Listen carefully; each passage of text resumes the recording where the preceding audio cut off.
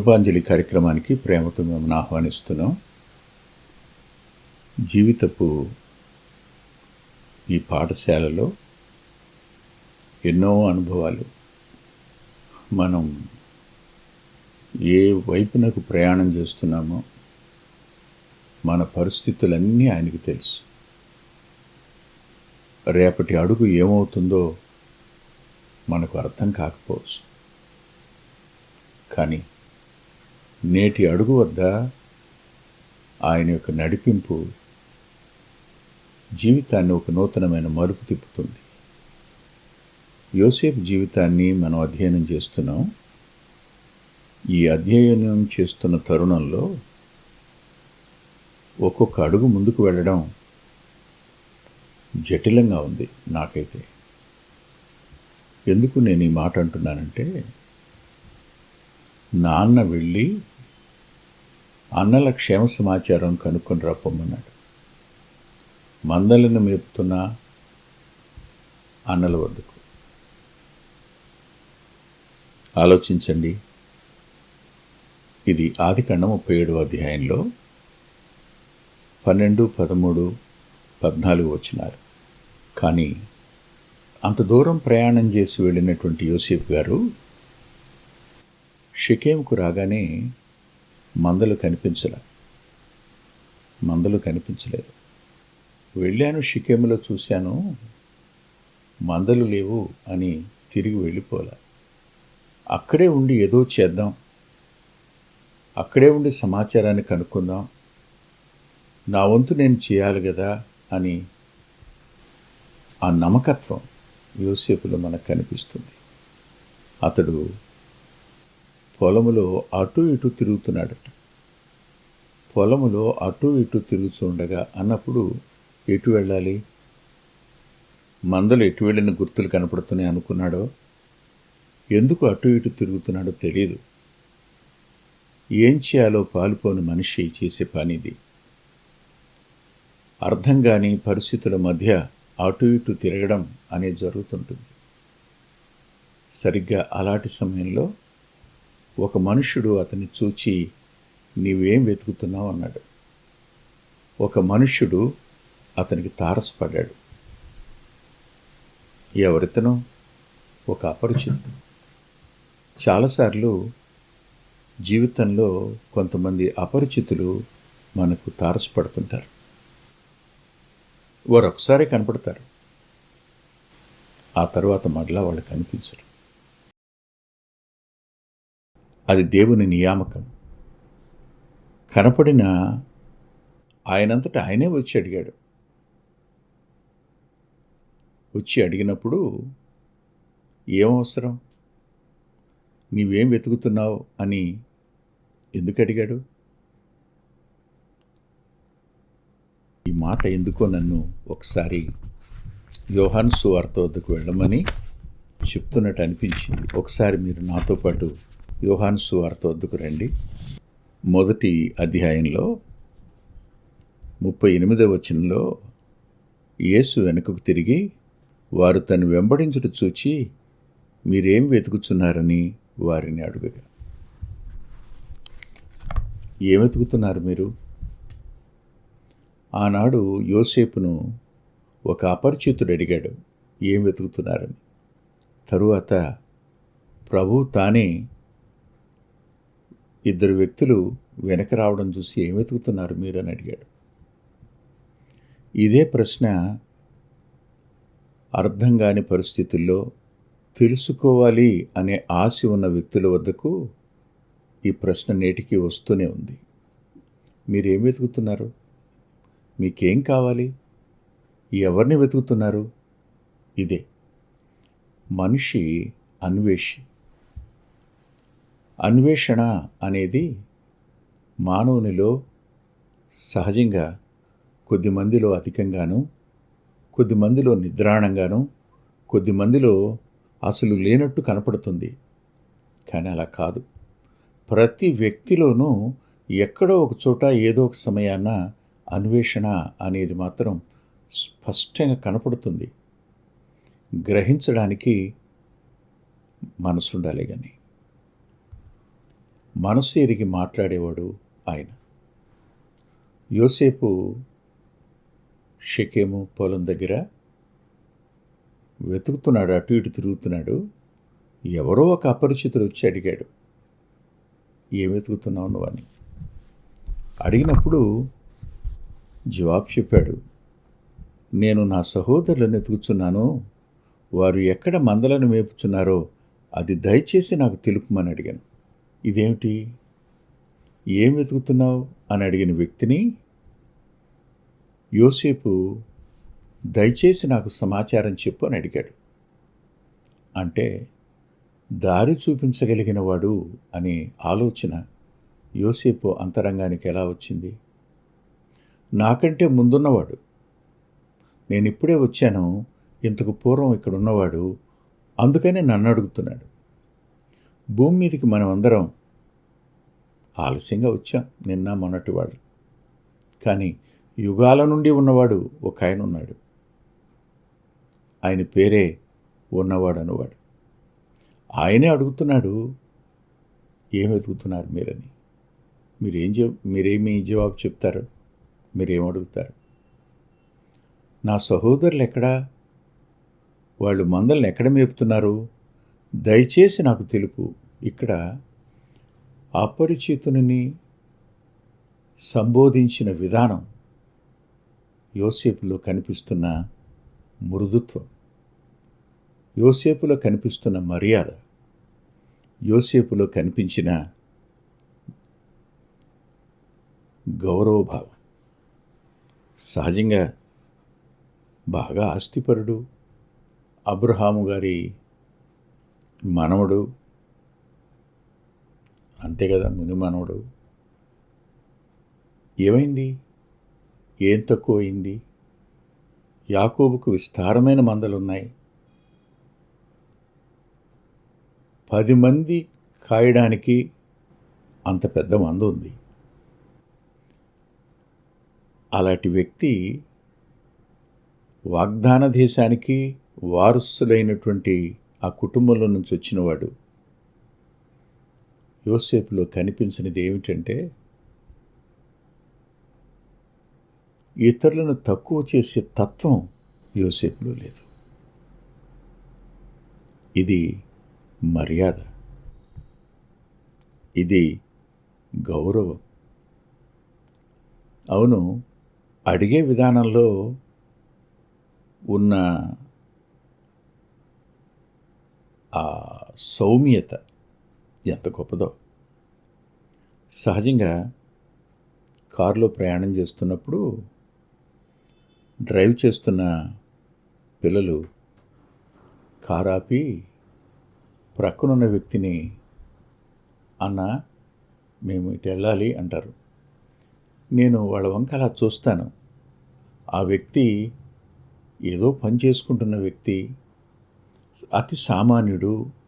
ఈ కారు నడుపుతున్న వ్యక్తి సామాన్యుడు కాడు, బాగా చదువుకున్నవాడు, జ్ఞానం ఉన్నవాడు, అన్నీ ఉన్నవాడు. కానీ ఆ పిలిచిన పిలుపుందే అన్నా అని నాకు అనిపిస్తుంటుంది.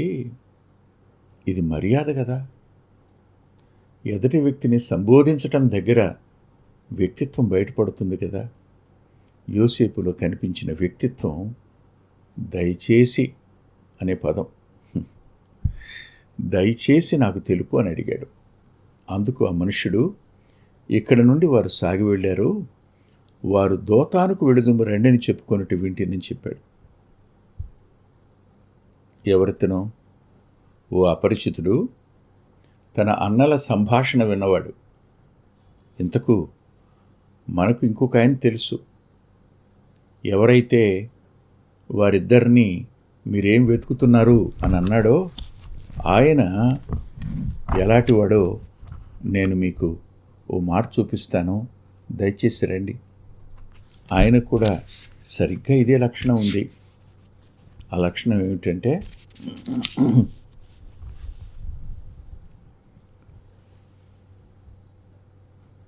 మలాకి గ్రంథం 3వ అధ్యాయంలో 16వ వచనంలో, యెహోవా యందు భయభక్తులు కలవారు ఒకరితో ఒకరు మాట్లాడుకుంటుండగా ఆయన యెహోవా చెవియొగ్గి ఆలకించెను అన్నాడు. ఆయన ప్రతి సంభాషణను ఆలకించేవాడు. అంతే కదండి. మోషేతో అంటాడు, కన్నులిచ్చినవాడు కానకుంటాడా, చెవినిచ్చినవాడు వినకుంటాడా అంటాడు. వినేవాడు ఆయన. ఆ వ్యక్తి ఎవరో అపరిచితుడు. యోసేపుకు అంతకుముందు ఏమాత్రం పరిచయం లేదు. కానీ తనకంటే ముందున్నవాడు, అక్కడున్న పరిస్థితులన్నీ ఎరిగినవాడుగా అతను గుర్తించి, దయచేసి నాకు తెలుపుమన్నప్పుడు వారు దోతానికి వెళదామని మాట్లాడుకుంటున్నారయ్యా అన్నాడు. ఎవరైనా అపరిచితుడు దారి చూపించాడు. దారి చూపించటం వరకు అపరిచితుడు చేసే పని. కానీ అక్కడ జీవితం ఓ నూతనమైన మలుపు తిరుగుతుందని ఎవరు ఊహిస్తారు? ఎవరు ఊహించలేరు. మానవ జీవితం ఎప్పుడు ఏ మలుపు తిరుగుతుందో మనకు తెలియదు. కానీ అక్కడ తారసపడే ఒక వ్యక్తి నిన్ను గురించి అన్నీ తెలిసినవాడు. నీకు దారి చెప్పడం కోసం తన రాయిబారినే పెట్టాడో లేదో ఆయనే వచ్చాడో మనకు తెలీదు. ఇదంతా ఆయన ప్రణాళిక. నేను ఇదే సందర్భాన్ని, ఇలాంటి మరో సందర్భాన్ని నేను మీ ముందుకు తీసుకుని వస్తాను. సమూయేలు మొదటి గ్రంథం 30వ అధ్యాయం. 30వ అధ్యాయంలో దయచేసి మీరు చూడండి.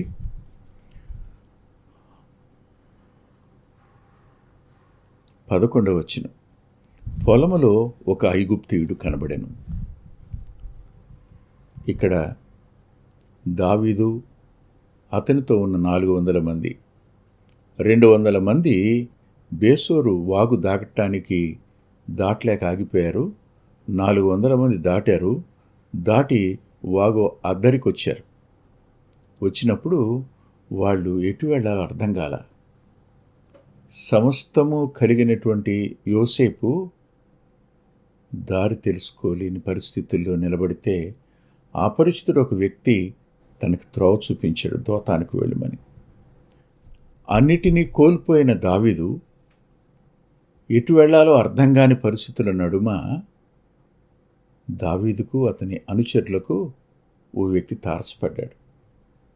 ఆ తారసపడిన వ్యక్తి ఐగుప్తీయుడు అని మనకు అర్థమవుతుంది. అయితే ఒక మాట చెప్తాను. ఇక్కడ ఈ ఐగుప్తీయుడు ఎవరు అంటే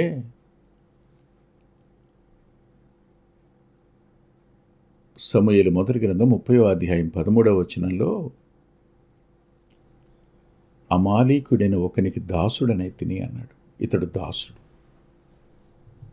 ఐగుప్తుకి సంబంధించిన వాడు, ఇప్పుడు దాసత్వం చేస్తున్నవాడు, దాసుడు. అన్నీ కోల్పోయిన దావీదునకు అయోమయ పరిస్థితిలో ఎటు వెళ్ళాలో దారి తెలియని స్థితి దగ్గర ఓ దాసుడు తారసపడ్డాడు. తారసపడి అడిగాడు, వాళ్ళు ఎటు వెళ్ళారో చెప్తావా అంటే, అయ్యా నేను కాయిలా పడ్డాను 3 రోజుల క్రితం. నా యజమానుడు నన్ను విడిచిపెట్టి వెళ్ళిపోయాడు. మేము దండెత్తొచ్చాము, సిక్లగును కాల్చివేశాము. ఆ దండును కలుసుకోవడానికి నువ్వు నాకు దారి చూపిస్తావా అని మీరు అడుగుతున్నారు. నేను నిన్ను చంపనని, నీ యజమాని వశం చేయనని దేవుని బట్టి ప్రమాణం చేస్తే ఆ దండును కలుసుకోవడానికి దారి చూపిస్తానయ్యా అన్నాడు. విచిత్రం, ఈ 3 దినాల క్రితం కాయలా పడి పొలంలో పడి ఉన్నటువంటి ఈ వ్యక్తికి అంజూర పడులు 2 ద్రాక్ష గెలలు ఇచ్చి భోజనం పెట్టి దాహం తీర్చి దారి కనుక్కున్నాడు దావీదు. ఆలోచిద్దాం. ఇద్దరి జీవితాల్లోనూ ఓ నూతనమైన మలుపు ఈ అపరిచితులు అయిన వారి యొక్క పరిచయం. యోసేపునకు పరిచయమైన వ్యక్తి ఓ అపరిచితుడు, దావీదునకు పరిచయమైన వ్యక్తి ఓ దాసుడు. అన్నీ కలిగి ఉండి తన యొక్క జీవితం ఏ లక్ష్యాన్ని చేరుకోవాలో ఆ లక్ష్యం చేరుకునేటప్పుడు శ్రమలలోనికి అడుగు పెట్టడం యోసేపు జీవితం అయితే, అన్నీ కోల్పోయినవాడు తిరిగి అన్నీ సంపాదించుకుని శ్రమలలో నుండి వెలుపలికి రావడం దావీదు యొక్క అనుభవం. ఈ రెండు అనుభవాలు జీవిత పాఠశాలలో మనం నేర్చుకోవాల్సిన సంగతులు. ఆలోచించండి ఒకసారి. ఎవరైనా ప్రభువుని గురించి ఏం వెతుకుతున్నావు అని అడిగారు కదా ఆయన. అంతేకాదు, ఆయన భూమి మీదికి రక్తమాంసాల్లో పాలువాడే వచ్చినప్పుడు ఫిలిప్పీ పత్రిక 2వ అధ్యాయంలో రాస్తూ అంటాడు, ఆయన దాసుని స్వరూపము ధరించి అంటాడు. 2వ అధ్యాయంలో 7వ వచనంలో దాసుని స్వరూపమును ధరించినవాడు. కానీ ఇప్పటికీ అనేకులకు అపరిచితుడుగానే ఉండిపోయినాడు. ఏం వెతుకుతున్నారు అని వారిని అడిగిన వాడే, ఏం వెతుకుతున్నారని తన వెనక నడుస్తున్న వారిని అడిగినవాడు అయ్యాడైనా, ఇవాళ కూడా అటు ఇటు తిరుగుతున్న వారిని, అన్వేషణ చేస్తున్న వారిని అడుగుతున్న ప్రశ్న ఏమిటంటే, ఏం వెతుకుతున్నారు మీరు? ఏం కావాలని వెతుకుతున్నారు? మనశ్శాంత? లేదు. ఏం కావాలని వెతుకుతున్నారు? సత్యాన్న? అయితే ఆయన తాను దారి చూపగలిగిన వాడై ఉండి మీ వద్ద నుండి ఆయన ఏం కోరుకున్నాడు? మీకు దారి చూపించడానికే వచ్చాడు. ఆయన అపరిచితుడుగానే ఉన్నాడు. ఆయన పరిచయం నీ జీవితానికి ఓ నూతనమైన మలుపును ఖచ్చితంగా తేవడం ఖాయం. అది ఉన్నతమైన అంతస్తునకు నువ్వు ఎక్కి వెళ్ళడానికి శ్రమల రహదారిలో మలుపు తిరిగే జీవితం అవుతుందో, లేకుంటే శ్రమలకు ఇక ముగింపు పలుకుతూ సింహాసనానికి వెళ్ళేటువంటి దావీదు వంటి జీవితం అయినా అవ్వచ్చు. ఈ శిఖలకు తరువాత తాను కోల్పోయిన సమస్తాన్ని దావీదు తిరిగి సంపాదించుకోవడం మాత్రమే కాదు, కానీ ఇప్పటి వరకు తాను పడిన శ్రమలన్నింటికీ కారకుడైన సౌలు మరణాన్ని వింటాడు. ఆ మీదట అతడు రాజ్య పరిపాలనకి వస్తాడు. ఆలోచించండి ఒకసారి. జీవితంలో జరిగిన సంభవాలలో మనం దేవుని యొక్క ఇష్టం మేరకేనా, ఆయన చూపించిన దారిలోనేనా నడుస్తుంది?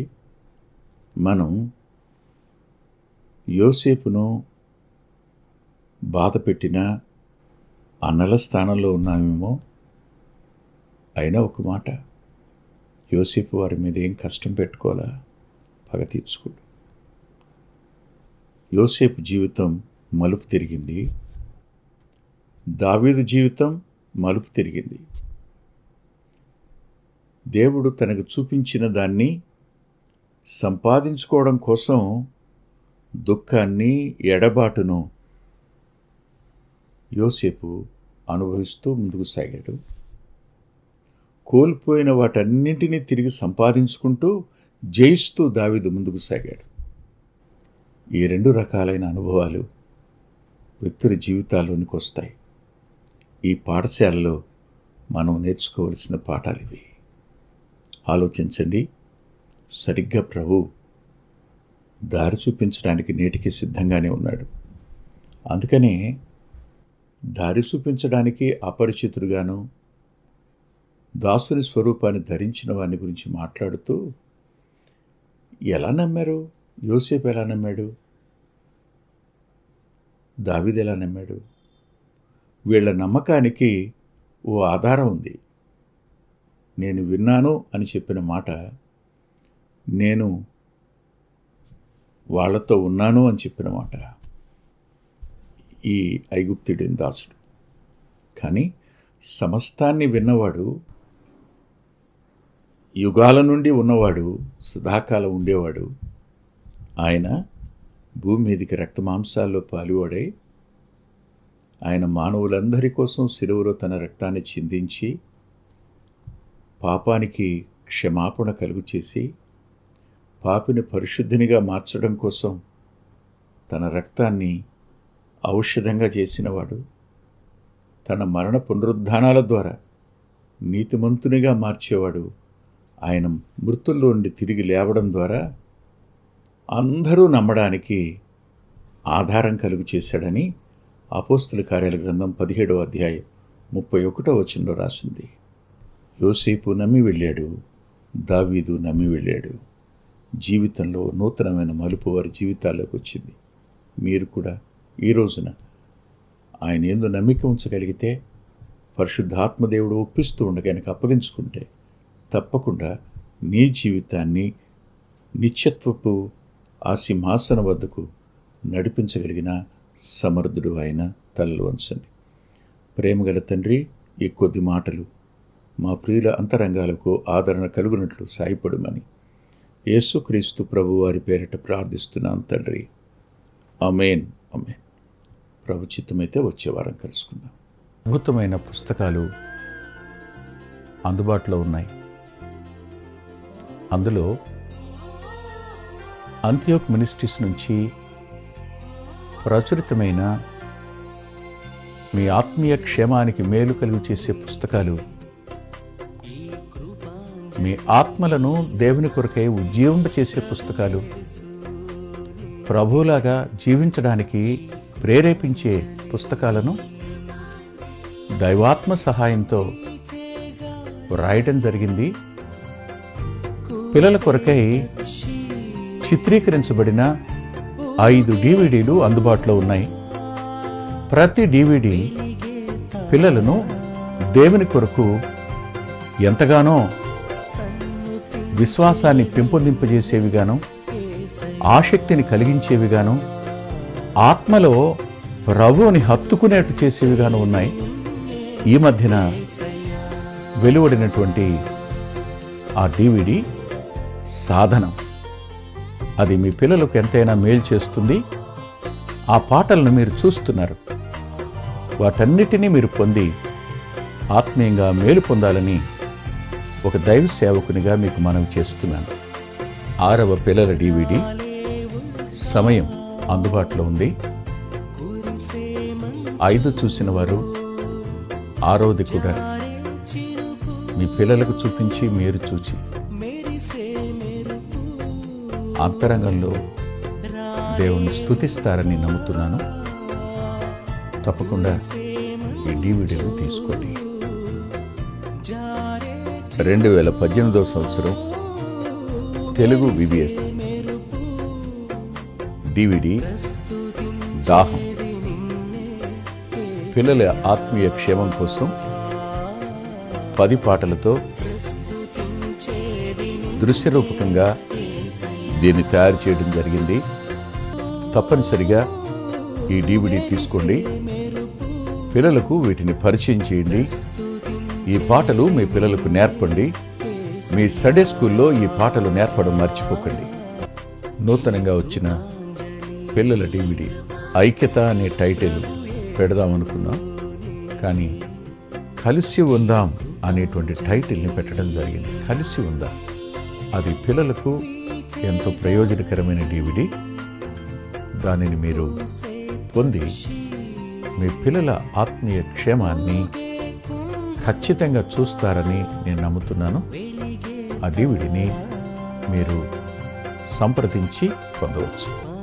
సాధు సాల్మన్ గారి జీవితం, ఆయన గోదావరి నది దగ్గర ఒక ఆశ్రమాన్ని స్థాపించి అనేక మందిని ప్రభువులోకి నడిపినవారు, అనేక మంది జీవితాలను ఆయన ప్రోత్సహించినవారు. ఎంతో ప్రోత్సాహకరమైన ఈ జీవితాన్ని చదివి మీరు తప్పకుండా ఆత్మీయమైన మేలు పొందుతారు. ఎంతో దిద్దుబాటు ఈ పుస్తకం మూలకంగా జరుగుతుంది. తప్పకుండా చదవండి. గత 30 సంవత్సరాలుగా,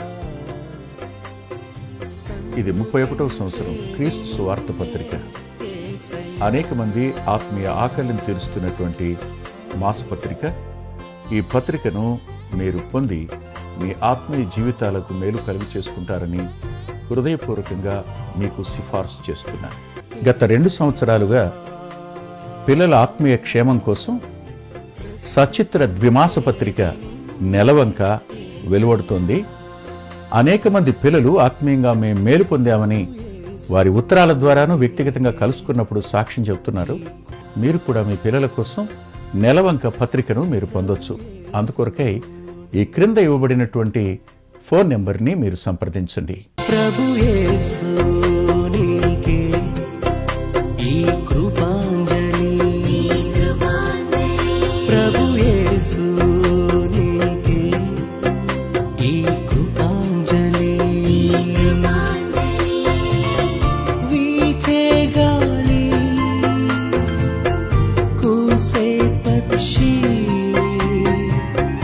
ఊగే కుంభ, వెలిగే తారా,